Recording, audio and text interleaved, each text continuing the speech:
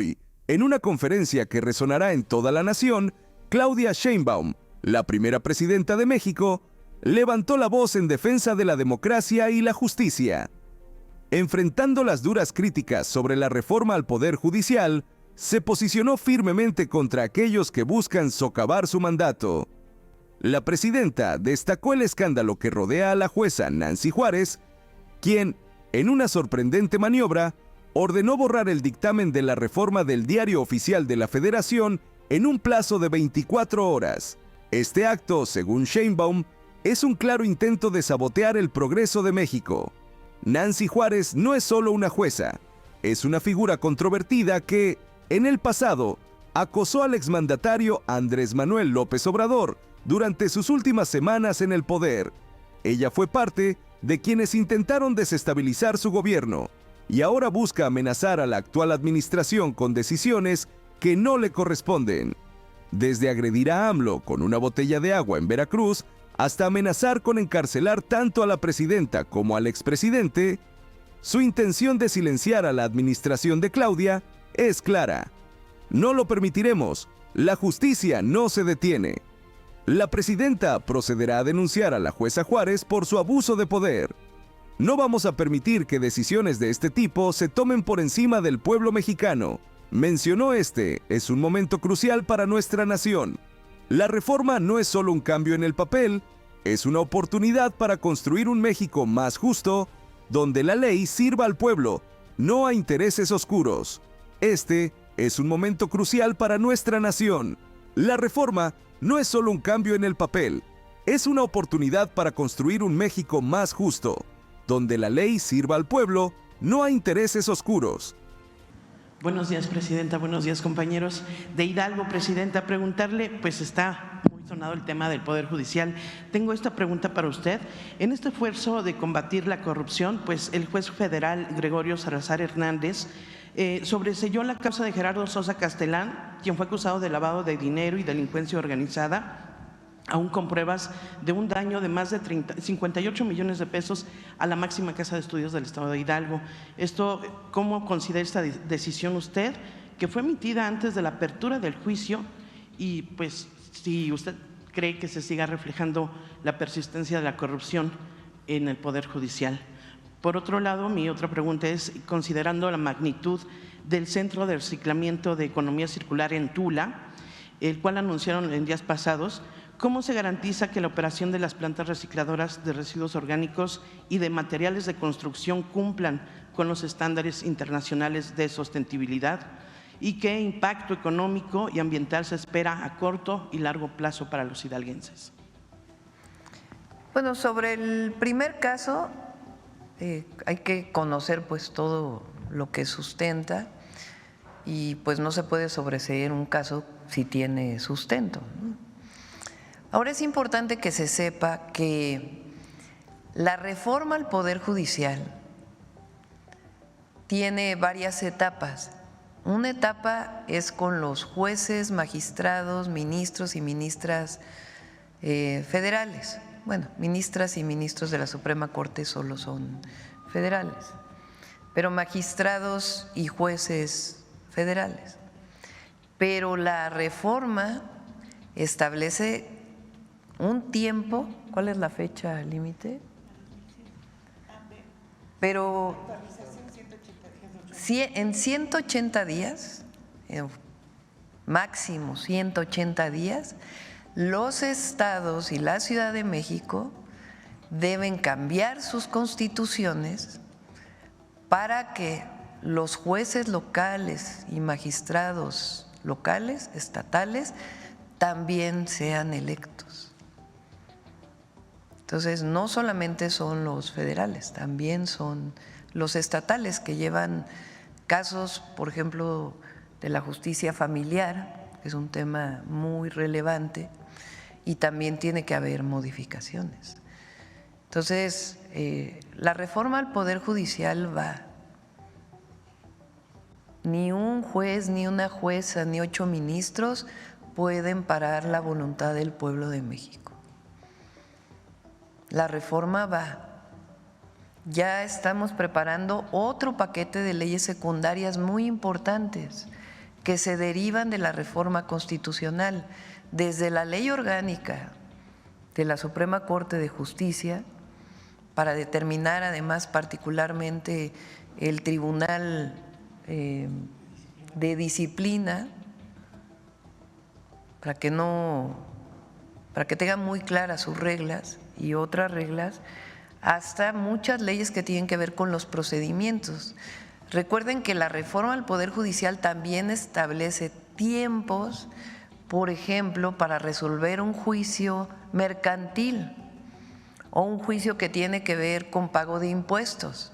Ya no va a ser como ahora, que pueden pasar años y años y años y años, amparos, amparos, amparos y amparos, para que no se paguen los impuestos, sino que en 6 meses se va a tener que resolver por parte del Poder Judicial.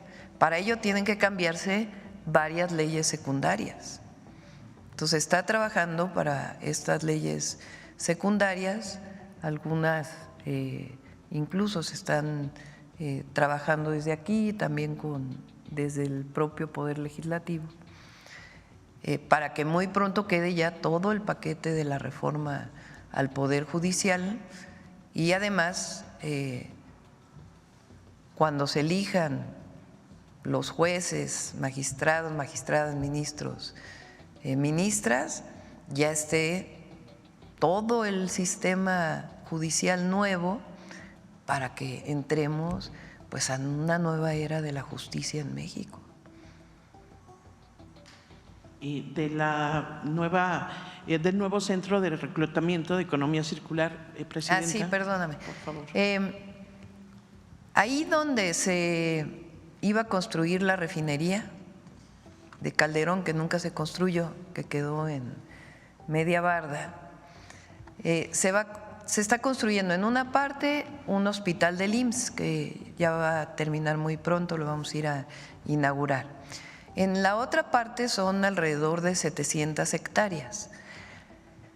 Tula es una ciudad que durante muchos años ha recibido mucha contaminación por el río Tula, por los propios municipios conurbados a Tula, por la refinería, por la planta de generación eléctrica.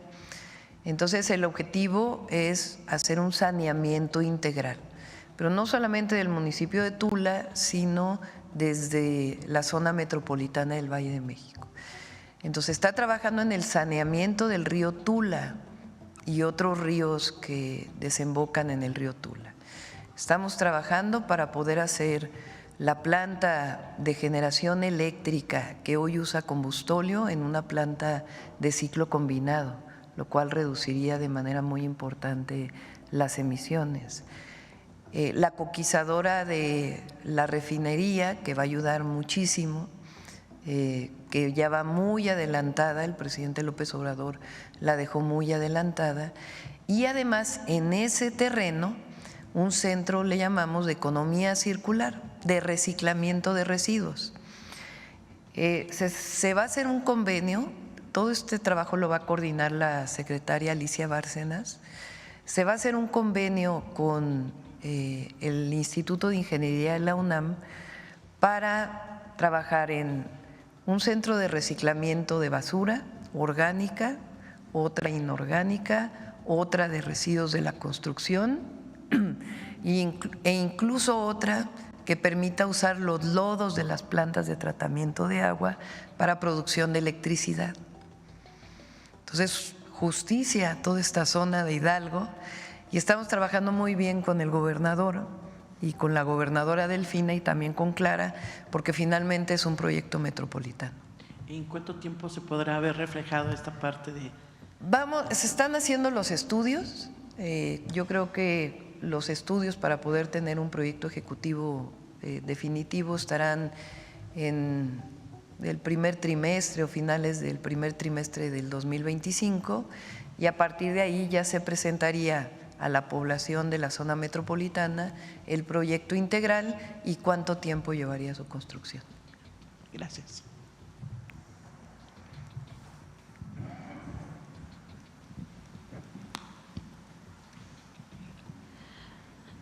Gracias, presidenta. Muy buenos días. Janet Galindo, de Grupo Transmedia La Chispa.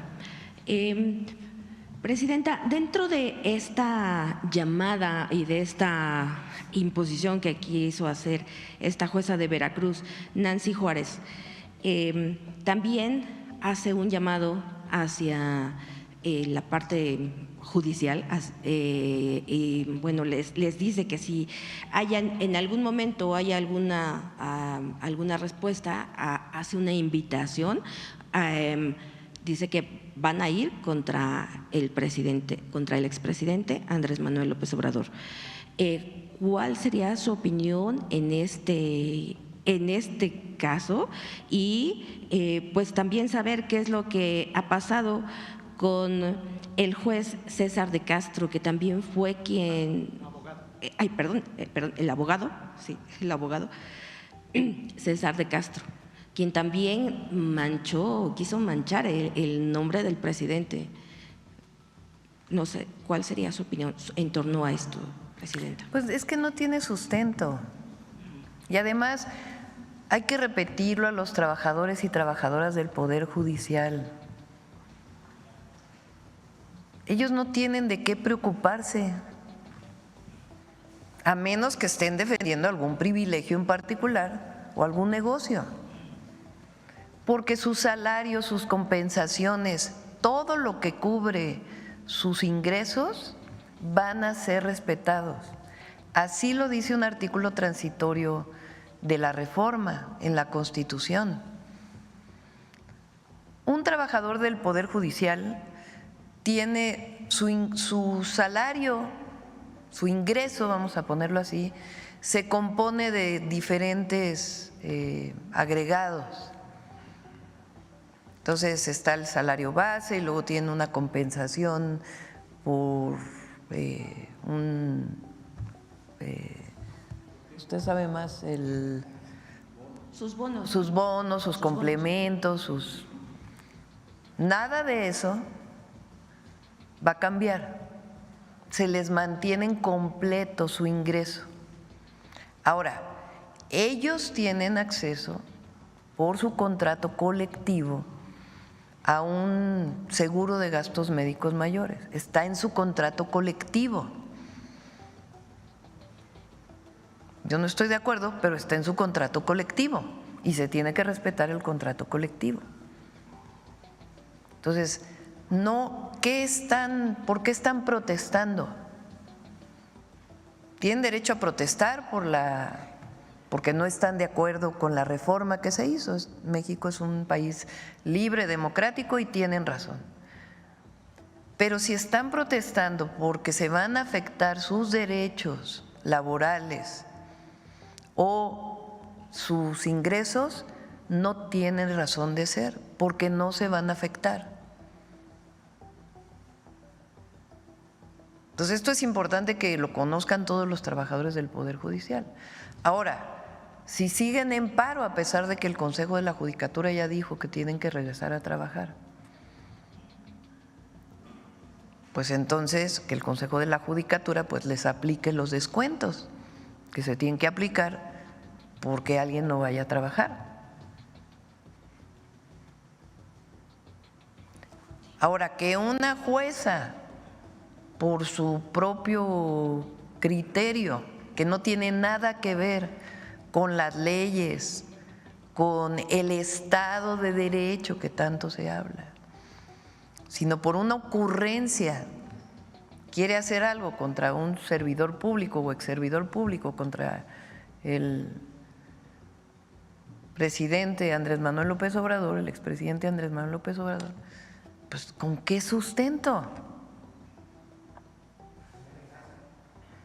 No, pues que no tiene sustento jurídico. No, es que no tiene sustento jurídico, hasta un golpe de Estado. Tiene que construirse, aunque no sea dentro de la ley, con una legitimidad, ¿Cuál golpe de Estado? La verdad. O sea, una jueza que por su invento le pide a la presidenta que quite del Diario Oficial de la Federación lo que al presidente le ordenó el Poder Legislativo después de un proceso electoral en donde el pueblo de México determinó la composición del Poder Legislativo y la Constitución y la Ley de Procedimientos Electorales. Ese Poder Legislativo, con todos los mecanismos de ley, cambia el Poder Judicial a partir de una iniciativa que envía el entonces presidente Andrés Manuel López Obrador, todo sustentado en la Constitución. Bueno, que una jueza tenga una ocurrencia. Y en un plazo de 24 horas, o sea… Por eso es una ocurrencia de una jueza que no tiene ningún sustento jurídico. Por eso le pedí a Ernestina, al ministro Saldívar, que explicaran por qué no tiene ningún sustento jurídico. Entonces, no vamos a bajar la publicación porque no tiene sustento jurídico. Y aunque el Consejo de la Judicatura no sancione a los jueces, vamos a presentar esta queja porque está fuera de sus funciones. Un juez, una jueza también tiene que cumplir con la ley, con la Constitución. Es más, esa es su función primordial. Entonces, por un amparo que hace una jueza, ahora resulta que hay un problema de un golpe de Estado. No, yo no lo veo así. Sencillamente, nosotros no podemos ir contra el pueblo de México, y eso está en el artículo 39 de la Constitución. Ok. Presidenta, y en otro tema, no sé si usted sepa, bueno, se logró el registro de la licenciada Cristina Alonso para liderar el Sindicato de Trabajadores Petroleros de la República Mexicana, pero resulta que es la única mujer y la única contrincante, sí, por decirlo así, de Ricardo Aldana. Entonces, pues ella hace un llamado también a todos los trabajadores a mantener la unidad y pues también pide que, como es tiempo de mujeres, que la apoyen los trabajadores y también hacia el secretario del Trabajo, lo único que les pide pues es que vigilen solamente el proceso. Este proceso, estas elecciones ya se darán para el día 28 del presente. No sé, ¿cuál sería su opinión sobre que ya una mujer ha logrado llegar a esta etapa, Presidenta? Pues ahora sí que libertad a las y los trabajadores para que elijan a quien ellos y ellas decidan. Nosotros no tenemos por qué meternos a una elección sindical, eso se hacía antes, pero no, esta es una decisión de las y los trabajadores petroleros. Muchísimas gracias.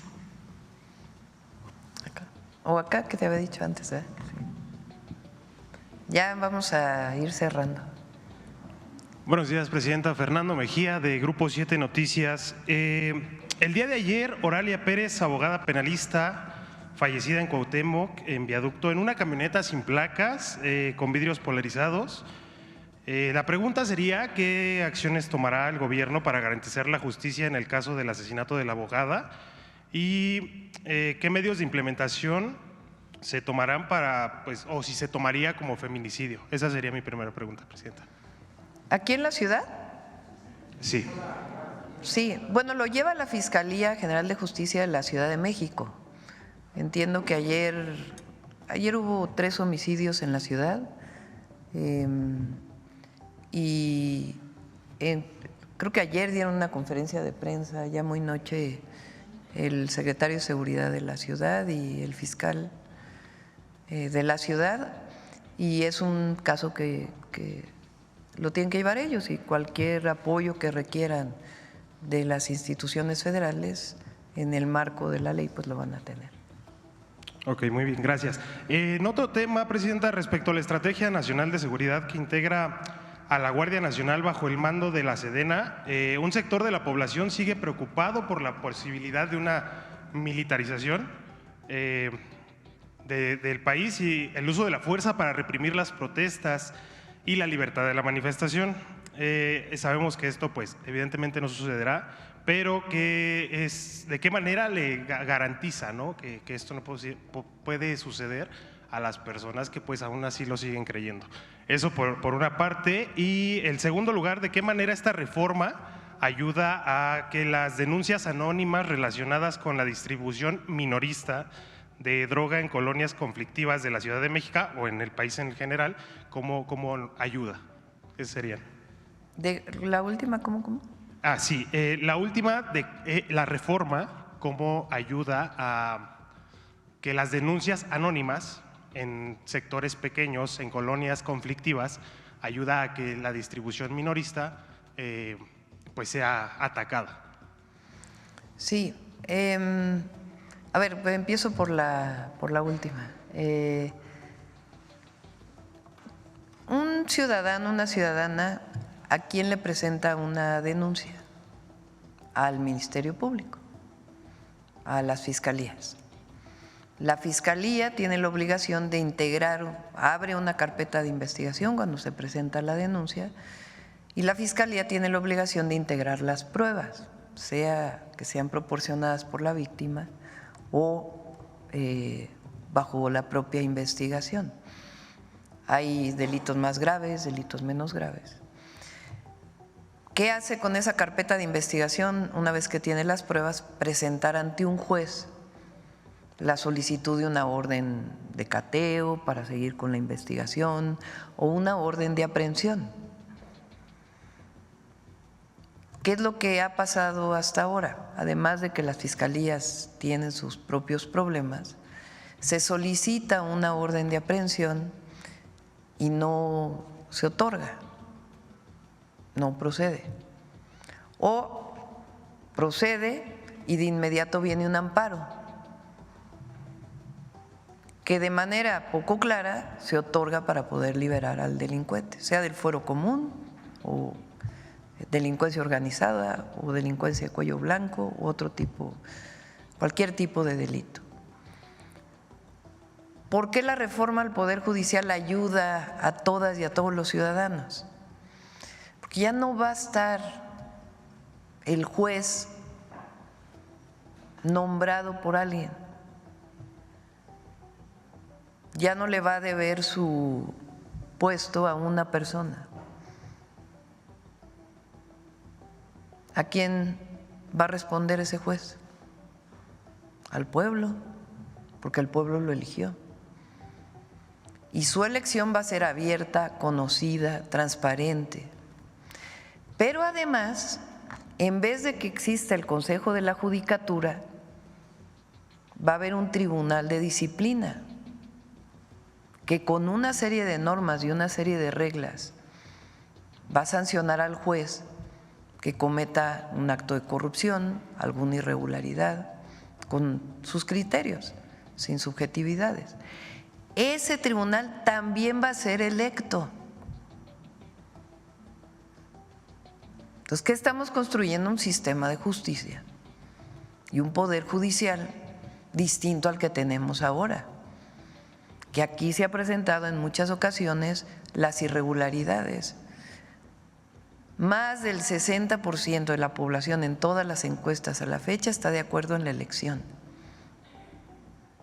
Sí, incluso más de los que votaron por nosotros están de acuerdo en la elección. Entonces, eso es por un lado. Ahora, tu primera pregunta, el tema de la militarización. ¿Qué garantiza? Primero, que la comandanta suprema de las Fuerzas Armadas es una civil y que nunca va a ordenar la represión. El primer día que tuvimos la Mañanera del Pueblo, que estuvo aquí Pablo, que fue dirigente estudiantil del 68,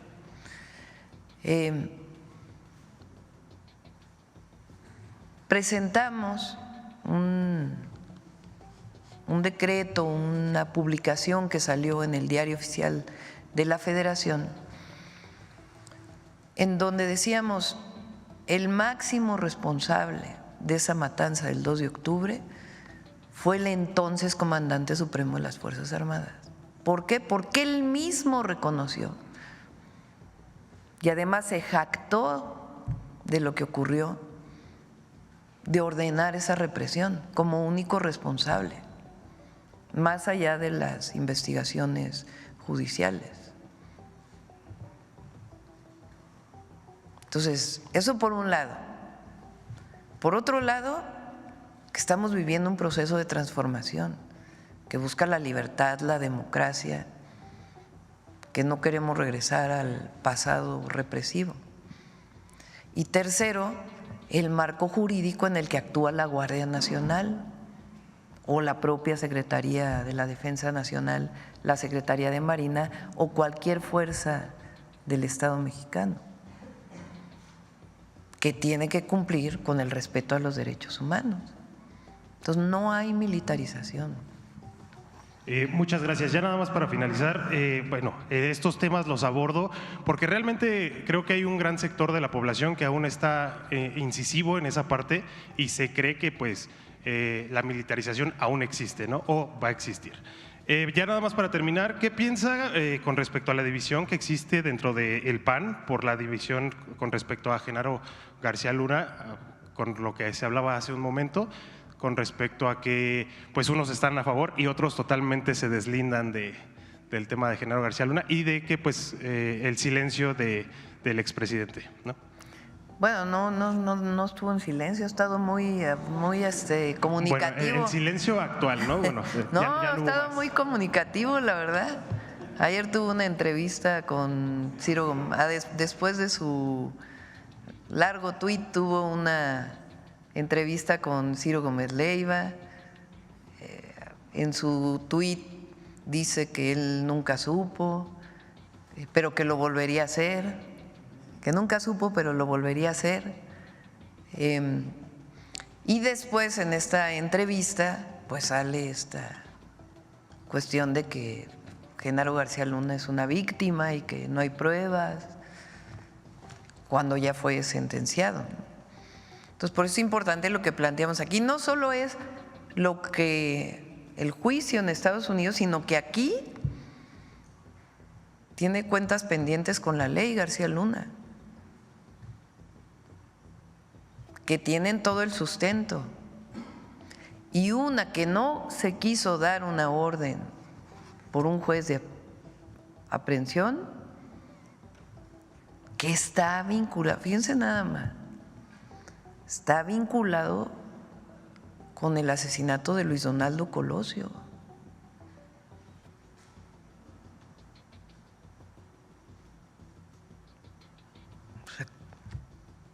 Y luego el expresidente que dice que lo volvería a hacer,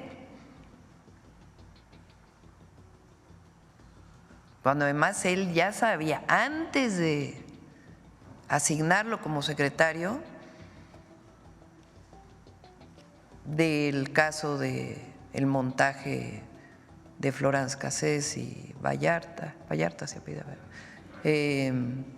del caso de bandas delincuenciales vinculadas con secuestro que se había él inventado, amenazas que habían vivido periodistas. A ver, ¿por qué eso no se dice?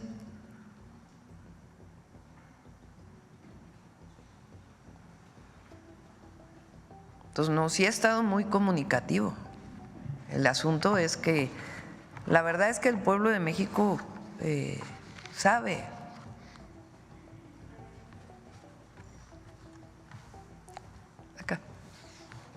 Ya nos vamos a ir 5 minutos más y cerramos con la cápsula. Hola, Presidenta, buenos días. Manuel Galetzi Ramírez de Sin Línea y El Político en las Redes. Preguntarle su opinión y su postura respecto a la suspensión en el INE de la elección de jueces, bueno, del proceso para elegir a jueces, magistrados y ministros. La presidenta del INE dijo que va a acatar las resoluciones para pues no desobedecer esto y que si bien sigue en curso todos los demás procedimientos, pues van a esperar a ver qué resuelve. Primero, esa sería mi primera. Sí, no está suspendido. Lo que llamó la presidenta del INE, y creo que es pertinente es a que el Tribunal Electoral del Poder Judicial de la Federación pudiera manifestarse en torno a estos amparos que se están recibiendo. Porque también es importante que se sepa, en el caso de elecciones, quien tiene la atribución final para determinar si procede o no una elección, decir si se realizó bien o mal, no es la Suprema Corte de Justicia de la Nación, es el Tribunal Electoral del Poder Judicial de la Federación. Entonces, lo que hizo la presidenta del INE es decir, pedirle al Tribunal Electoral que se manifieste en torno a esto.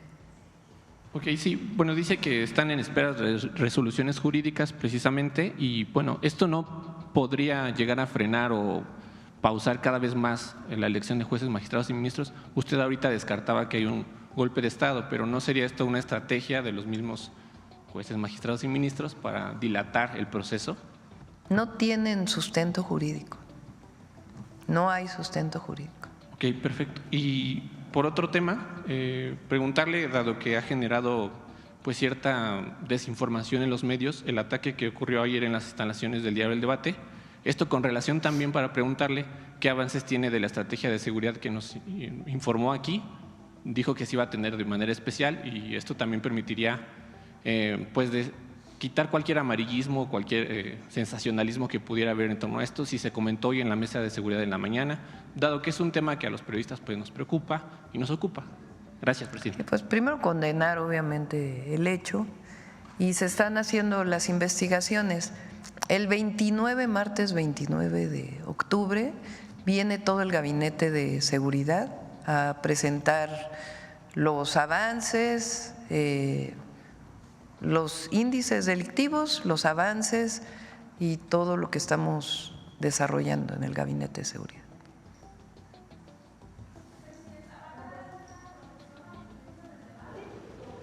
Si lo solicitan, por supuesto que sí. Vamos a estar en contacto con ellos. Gracias, Presidenta. Esteban Durán, Vanguardia, Veracruz. Presidenta. Desarrollando en el gabinete de seguridad.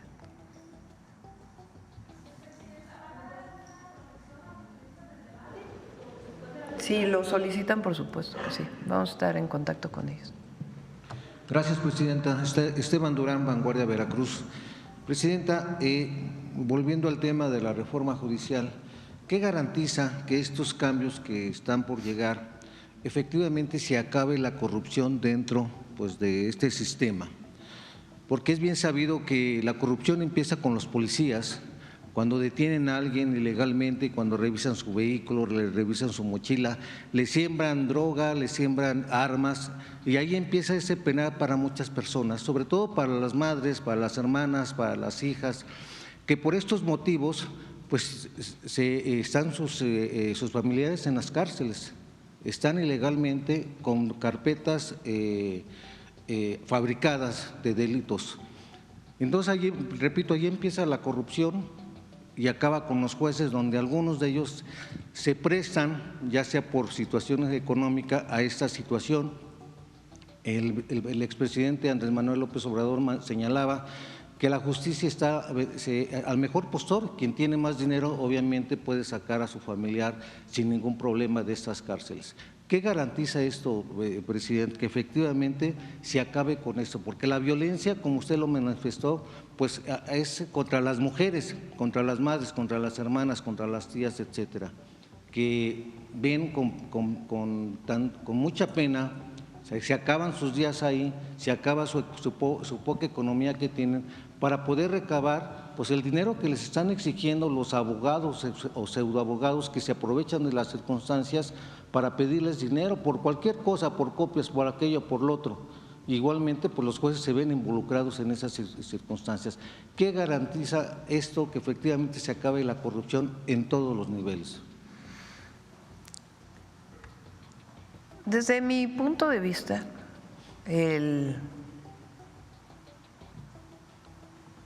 siempre es mejor que decida el pueblo, en el caso del Poder Judicial, a lo que hemos vivido durante todo este periodo.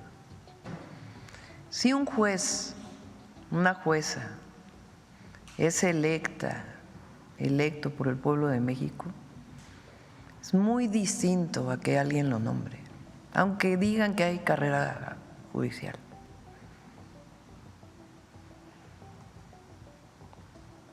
Porque la corrupción se da cuando actúas en la clandestinidad, cuando no hay transparencia, ni te debes al pueblo, al servicio público.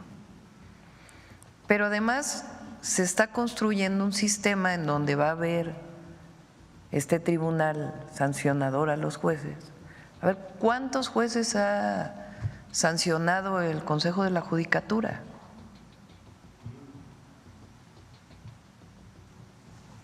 Entonces va a haber un tribunal que va a estar revisando con criterios, no se trata de que no tenga, por eso es la ley orgánica que se va a presentar, que tenga reglas, pero que sean sancionados frente a denuncia ciudadana o frente a la propia actuación de un caso.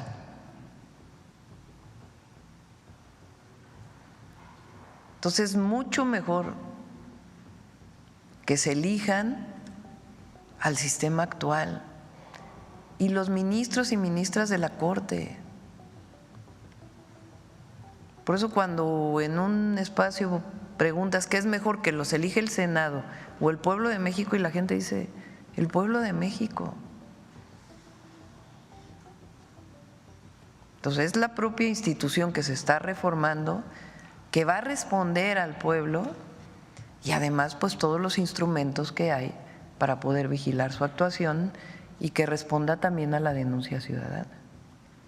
Sí, gracias, presidenta. Quizás en este mismo sentido hubo un periodo llamado la Guerra Sucia, principios de los 60, finales de los 80, donde se iban a abrir los expedientes, los archivos, para que las víctimas de este periodo, de sus hijos desaparecidos, de sus madres, sus padres, etcétera, pues tuvieran justicia y se diera igualmente con los responsables y asimismo castigarles. Quizá ya algunos de ellos pues ya ni siquiera están aquí, pero ellos demandan aún a estas fechas pues que se haga algo, que se abran esos archivos, y no sé qué opinión le pueda merecer a Pablo Gómez, que él sufrió prácticamente todo esto, si se podría abrir esos archivos y dar con los responsables para que de esta manera se castigue y hacerle justicia a quienes sufrieron de este periodo pues de la Guerra Sucia, como se menciona. Y finalmente, presidenta, el 11 de octubre se cumplieron 15 años de la desaparición de Luz y Fuerza del Centro. Los trabajadores, por ende, pues miles de ellos quedaron desempleados, no han encontrado un lugar, y muchos de ellos tampoco pues les han dado su dinero que les correspondía. El Sindicato Mexicano de Electricistas pues quizá a lo mejor ya no pueda ser reconocido porque ya no está la empresa, pero muchos de ellos aún falta que se integren al sistema de compensación por justicia social. Son varios y ellos tienen la esperanza de que efectivamente en esta administración con usted ya estén integrados, y quienes pues todavía están desamparados y quienes tienen todavía la capacidad de trabajar pues puedan incorporarse al gobierno en cualquier área. Pues eso es lo que demandan, y es una demanda que se quedó pendiente con el anterior presidente. Gracias, presidente. Sí, con esta cerramos. En el primer caso se hizo una comisión de la verdad. Vamos a pedirle a Arturo Medina que pudiera venir a platicar los avances de esa comisión que se hizo con el presidente Andrés Manuel López Obrador. Ayer leí que hubo un hallazgo ahí en Guerrero relacionado con este tema, entonces vamos a pedirle a Arturo para que pueda platicar cuáles fueron los avances de esa comisión y de ese trabajo que se realizó. En el segundo caso, hay ahí la posibilidad, lo está viendo el INDEP, que es quien está a cargo el instituto para devolverle al pueblo lo robado. Es la institución que el presidente orientó, y además por ley es así, que viera el tema de la indemnización a las y los trabajadores de esta injusticia que se cometió en el periodo de Calderón, de la desaparición de Luz y Fuerza del Centro. Entonces lo revisamos.